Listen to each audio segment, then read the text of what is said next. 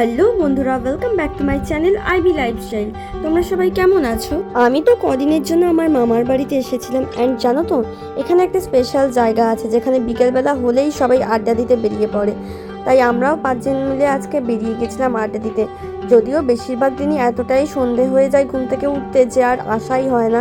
আর যেতে যেতে দেখো মাঝখানে রোড শো এসে গেছিলো, তাই আমরা কিছুক্ষণ দাঁড়িয়েছিলাম। যদিও হাওয়াটাও কিন্তু অপূর্ব ছিল সেদিন।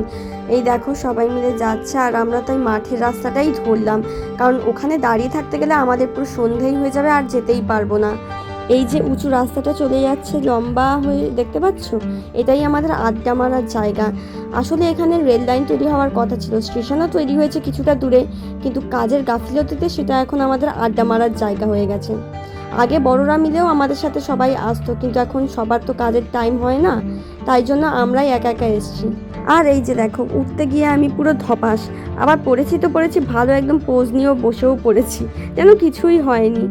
যাই হোক, অন্যদিন একটা ভালো রাস্তা থাকে ওঠার জন্য, কিন্তু ওই যে রোড শোর জন্য আমাদের এই রাস্তা দিয়েই উঠতে হলো। আর দেখো তার ফল পেয়েও গেছি ভালো মতন ভাবে। এমন ভাব দেখাচ্ছে যেন কিচ্ছু হয়নি, কিন্তু এই যে দেখো হাতটাতে মনে হচ্ছে বেশ ভালোই লেগেছে।